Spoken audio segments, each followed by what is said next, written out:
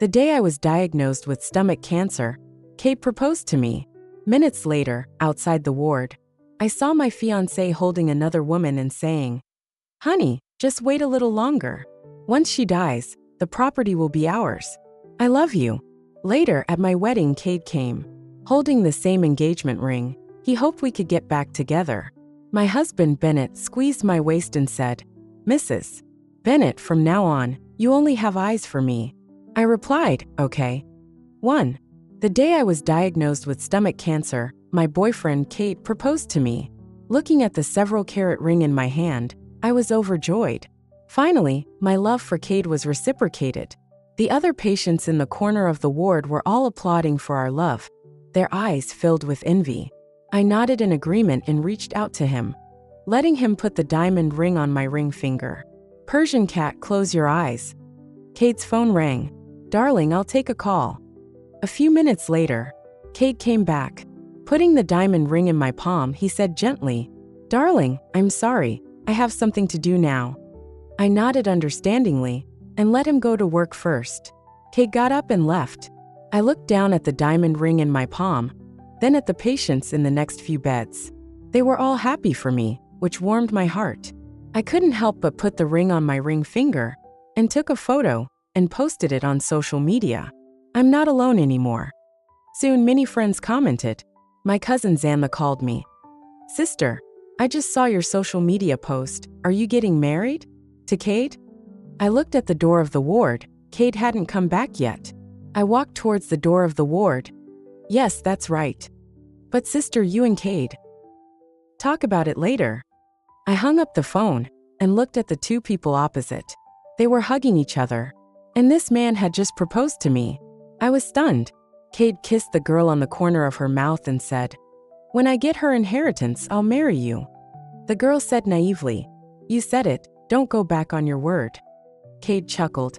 "How could I go back on my word? I don't want to marry her at all. She has stomach cancer, and she can only live for another year. Besides me, who else would marry her? When she dies, as her legal husband, her house and property will all be mine, and then I will marry you grandly." Hearing this, my phone slipped from my hand. Kate kissed the girl on the cheek. The girl giggled. Snap! The phone fell to the ground. The two of them turned their heads when they heard the sound. I quickly picked up the phone and ran away. 2. I returned to my hospital room and sat on the bed, staring out the window, my mind racing. Just a moment ago, Kate had proposed to me, and then, without a second thought, he was kissing another woman. He had told me he loved me. He wanted to marry me. He wanted to give me a future. But now, it was all a lie. He had only proposed to me for my house and my money. I reached up and touched the diamond ring on my finger. It felt real, and it was heavy. It must have cost Kate a lot of money. He was quite willing to spend it. I met Kate in my senior year of college. We had been together for 2 years, and he had never made any overly intimate moves towards me. Even kisses were rare. Whenever I asked him about it, his explanation was always that he wanted to wait until our wedding night to make me completely his. I always thought it was because he respected me. Now I realize, he simply didn't love me. He didn't love me, so he didn't want to touch me. It was ridiculous that I was so happy about the proposal that I posted it on social media. How were people laughing at me behind my back? Violet. Kate's voice sounded in my ear. I looked up and saw him standing in front of me with a smile. "Why are you sitting here alone?" Kate reached out and touched my head. "I bought you a bowl of your favorite congee. Do you want to eat some?" I looked into his eyes. The man in front of me was handsome and gentle, considerate, and knew all my preferences. Could such a man really be a liar? Just as I was about to speak, a girl walked into the ward. "Brother Kate, I finally found you. What are you doing here?" Kate said angrily. The girl named Willow didn't finish, but instead looked at me. "You must be Sister Violet. Who are you?" I recognized that this girl was the one who had kissed Kate just now. "I'm Willow. I'm Brother Kate's assistant." The girl looked me up and down with a disdainful expression. "Isn't it a bit too much for you to monopolize President Kate like this every day? You know, there are a lot of things waiting for President Kate to deal with at the company." Kate frowned and scolded softly. "Willow, watch your words. Willow pouted. Why am I not careful with my words? You're in the hospital every day, and there's a pile of things left undone at the company. Oh, I heard that your parents, Sister Violet, both died in a car accident, and you inherited their inheritance. How come you got cancer so well? Shut up, Cade shouted angrily. Willow rolled her eyes. I'm telling the truth. Didn't her parents die in a car accident? And as far as I know, it was on their way to see her. Do you think she's a natural jinx? She killed her parents first, and then she'll kill her fiancé. President Cade, you have to be careful. Willow, shut your mouth. Cade, she didn't say anything about me. Why are you yelling at me? Cade took a deep breath, glanced at me, and softened his expression. Willow is young and careless, don't mind her. I looked silently at the floor, my head buzzing. Willow was right, my parents died in a car accident. When I was in my senior year of high school, they went to see me at school and died in a car accident on the highway. That was also when I was with Cade. After my parents left, I inherited their inheritance. This was the most painful memory in my heart. If I could, I would rather not have the money and have them alive. 3. Willow had hit a nerve, and it was bleeding. I looked at Cade, hoping he'd say something, but he simply dismissed it, saying Willow had a sharp tongue. I lowered my eyes. Did Cade also think I was a jinx? What are you talking about? Bennett stood at the door of the ward, glaring at Willow. If you don't have anything nice to say, don't say anything at all. Who are you? Willow asked. Bennett ignored her directly and turned to Cade, slapping a stack of reports on his chest. What's this? This is Violet's latest test report. She doesn't have cancer. Cade took the report, his face darkened, but he said nothing. I didn't hear what Bennett said. I only noticed the report in his hand. Bennett, did you get my report? I excitedly jumped out of bed, ran to Bennett and hugged him. Is it bad news? Did I? Bennett was a good friend of Cade and mine. Knowing that I had cancer, he flew back from abroad specially. After returning to China, he became my attending physician. Violet, you're fine. Bennett patted my back, pointed to the report, and patiently explained to me. You just have a gastric ulcer, not cancer. It was your previous doctor who misdiagnosed you. Really? I hugged Bennett and cried, tears falling down my face one by one. That's great. I thought I had cancer, Bennett, thank you. Cade suddenly pulled me aside and frowned, saying, Violet, be careful. Careful about what? Bennett stuffed the report into Cade's arms and sneered. Cade, you should thank me for getting this report now. Otherwise, Violet would have been ruined by you for the rest of her life. What do you mean? Cade's face darkened, obviously unhappy. Bennett also frowned. What I mean is, Violet doesn't have cancer. The two looked at each other, and there was a hint of gunpowder in their eyes. I pulled Bennett's sleeve and said softly, Bennett, forget it. Bennett looked away and looked at me. I've already processed your discharge procedures. I've booked a table at your favorite restaurant tonight to celebrate. Violet is my fiancée, so there's no need for DR. Bennett, I should be the one to treat you to this dinner. Cade stepped forward, stood between me and Bennett, and looked at him coldly. Bennett sneered, suit yourself. At night, the private room was full of my friends. Everyone was very happy to know that I was misdiagnosed. Violet, congratulations, you can finally get rid of stomach cancer. I knew a kind person like Violet couldn't possibly have cancer. We can finally go out and play together again. That's great. My cousin Xantha excitedly threw herself into my arms and hugged me. Sister, I'm so glad you're okay. I'm so happy. I'm happy too. I smiled and patted Xantha's back, looking at all my friends present, feeling warm in my heart. Thank you all. Thank you for your concern for me. I'm so lucky to have friends like you. Xantha let go of me and tilted her head, smiling. Sister, since your illness was misdiagnosed, then the marriage you mentioned on social media last time was also fake? The smile on my face froze instantly. The words Cade promised Willow in the corridor came back to my mind. When I'm done with Violet's funeral, I'll marry you.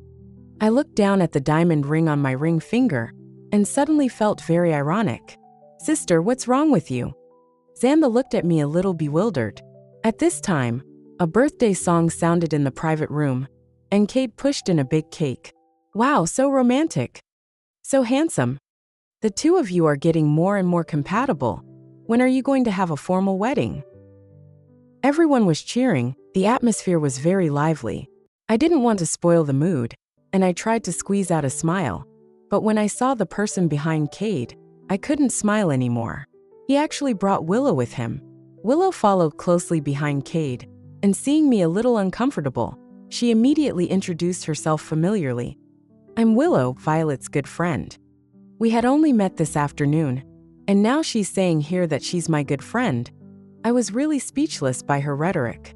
She held my arm tightly. I struggled, but she held on even tighter, and her whole body was pressed against mine. Violet, what's wrong with you? Cade frowned and looked at me, standing beside me, and together with Willow, sandwiched me in the middle. Nothing. I pushed Willow's hand away again. This time she didn't insist, but walked to the cake, scooped a piece of cream with her finger, and directly smeared it on my face. Violet, you look so beautiful with makeup on. You're completely different from when I saw you in the hospital. Her voice was sweet, and her actions were very intimate, as if we were old friends. Xanna saw that my face was not good, and immediately stood up to smooth things over. Today is my sister's birthday. Let's blow out the candles first. Okay. Willow agreed, and with a force in her hand, she directly pressed my head into the cake. A gasp echoed around me. When I looked up, everything was blurry, and my nostrils were filled with a sweet, sticky smell. Cream and frosting were all over my face. I forced my eyes open and took a napkin from the table to wipe my face. With a glimmer of hope, I expected Cade to stand up for me and teach Willow a lesson. But Cade was standing beside Willow, looking at me with a bit of blame. Violet, Willow was just joking with you. It's normal for young people to joke around. Don't be so petty. Petty? I looked at Cade in disbelief, unable to believe that these words actually came out of his mouth. Violet, don't be angry. I was just playing with you. Willow said pitifully on the side, but her eyes were full of triumph. Cade scolded, hurry up and go wash up. I took a deep breath, suppressing the anger in my heart, and tentatively asked, Cade, do you know what day it is today? Cade glanced at his phone. I know, it's the day you were discharged from the hospital. He really forgot that today was my parents' death anniversary. The year my parents passed away, it was Cade who accompanied me. He also said that although your parents are gone, he also hopes to be by my side all the time. Knowing that I didn't have cancer, I dressed up carefully for a long time. To celebrate, I specially chose a fitted dress and got my hair done and nails painted. I thought at that time if I died, he would inherit my inheritance. If I didn't die, could we be together? But now it was all in vain. There was no me in his eyes. I stood up, looked at Willow, and raised my hand to slap her. But Cade stood in front of Willow and grabbed my hand. What are you doing? It's just a joke. Is it necessary to be so fussy? I said angrily. Is this her joke? This is a prank. What prank? It's just a game between young people. You're so old. How can you still be like a child? Cade let go of my hand and pulled Willow over. How much does this dress cost? I'll pay you for it. Cade, let's break up. I spoke behind him. Cade stopped and turned to look at me. What did you say? I said let's break up. Don't regret it. I don't regret it. I took off the diamond ring on my ring finger and threw it at Cade. After the party, I went home in a daze. I tried the password several times, but it didn't work. The door lock had no reaction at all. I realized then, Cade had changed the password. This was my parents' house. It almost became my wedding house. I couldn't help but squat on the ground and start sobbing. My phone rang suddenly. I took a look, and it was Bennett calling. Isn't the party at 8 o'clock? Why did I hear your friend say the party ended early? I opened my mouth but couldn't make any sound. Violet, what's wrong with you? Are you crying? Where are you now? Bennett asked a series of questions on the other end of the phone. I'm at my door. At your door? What are you doing standing at the door? What happened? Bennett asked, puzzled.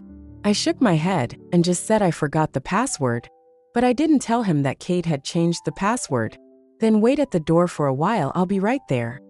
Bennett hung up the phone after saying that. Less than 15 minutes later, he appeared in front of me. Why are you so dirty? I looked at him in surprise. Bennett glanced at me and said nothing, but made a phone call. After 10 minutes, the locksmith also came. 5. Bennett took off his coat and draped it over me, asking gently, "I." Before I could speak, the door opened.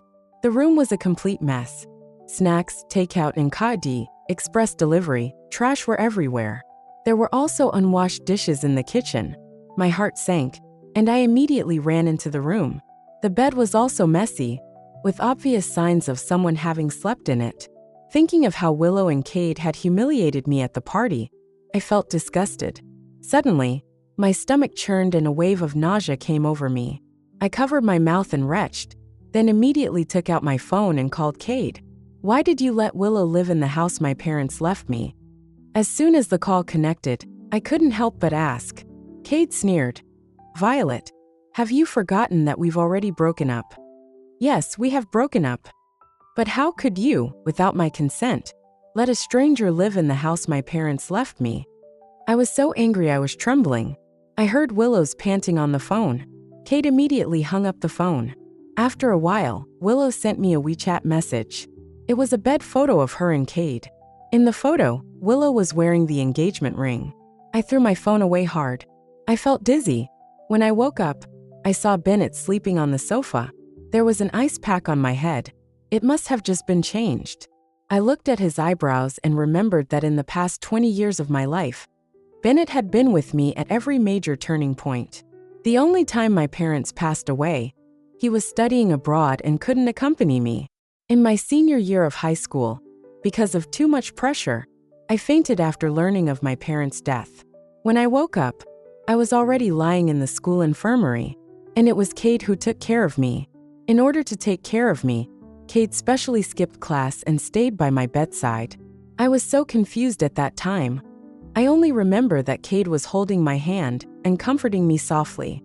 Thinking about it now, it feels like a world away. Just as I was lost in thought, Bennett woke up. He touched my forehead and took my temperature with a thermometer. "Your fever has gone down, but your face is still very red," Bennett said, stepping back. I nodded and said nothing. The atmosphere was a bit subtle for a moment. Just then Bennett's phone rang, prompting him to receive a message. Because of the embarrassment just now, I didn't know how to face Bennett for a while, so I had to let him go to the door first. After Bennett left, there was soon a sound of 2 men fighting at the entrance.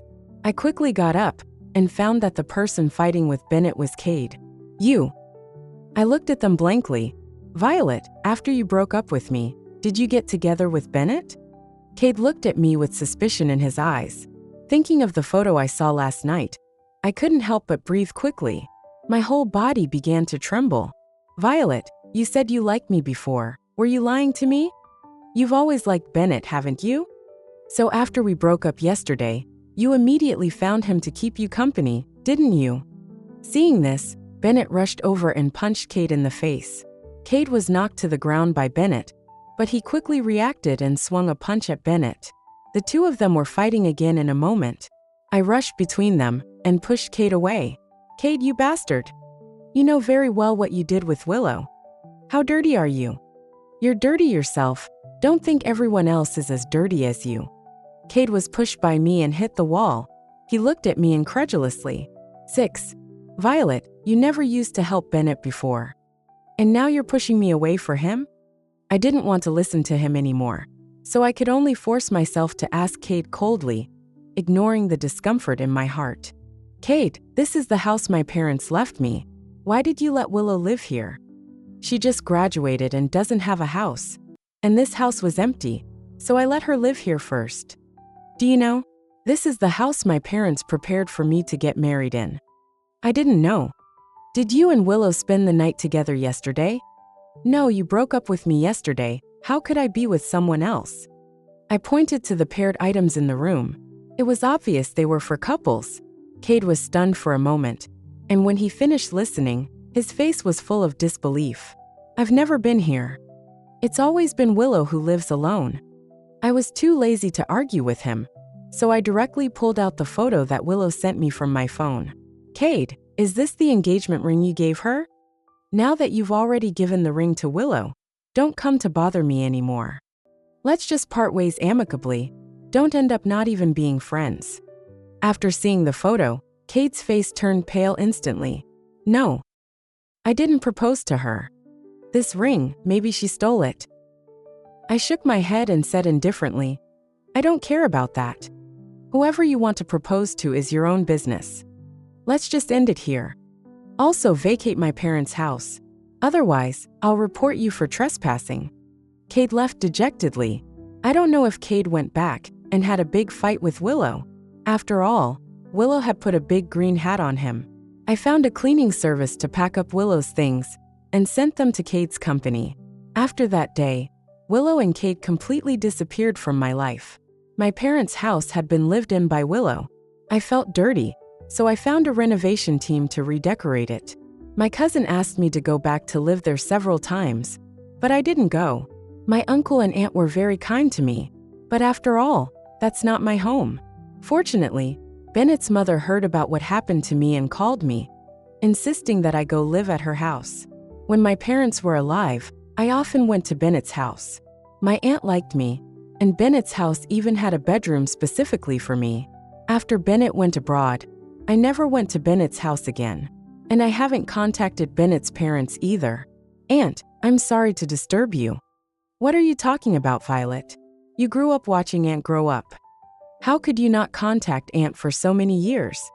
If it weren't for Bennett telling me, I wouldn't know where to find you. Everything is ready for you. Just tell Aunt if you need anything. You don't know how much Aunt wanted a daughter. I wanted to adopt you as my goddaughter back then, but unfortunately your parents didn't agree. On the first night I lived at Bennett's house, Bennett's mother prepared everything for me. Bennett's mother's words moved me to tears. I hadn't been cared for like this for a long time since my parents passed away. "Thank you, Aunt, I will try my best." Bennett sat at the dinner table and said lightly, "If you don't understand anything, you can ask me. After all, I've always been very concerned about your affairs." Bennett's mother smiled and couldn't close her mouth when she heard this. Our Bennett has really become Violet's lackey. "Ha ha ha, Violet, don't be polite to him in the future. Just treat him as your younger brother and use him as you please." Bennett's mother patted my back and joked, "Violet, would you like to be Aunt's daughter-in-law?" 7. "We'll be family soon," she said. Her words left me stunned. Thankfully, Bennett quickly came to my rescue. "Mom, don't joke around. Violet has always treated me like a brother, and she's always called you Aunt. You're putting her in a difficult position. Besides, even if she doesn't become your daughter-in-law, won't you still love her?" Bennett's mother laughed even harder. "You brat, you're so talkative. I'm just saying this because I see you and Violet getting along so well. If you don't like it, then forget it. But Violet is such a good girl, you have to hold on to her. Don't cry if someone else snatches her away." Bennett's mother's words made my face turn red instantly. I secretly glanced at Bennett and found that his face had turned red too. For a moment, the atmosphere at the dinner table became awkward. To break this awkward atmosphere, I took the initiative to say, "Aunt, actually Bennett and I." Before I could finish speaking, Bennett interrupted me. "Mom, I like Violet. And she likes me too."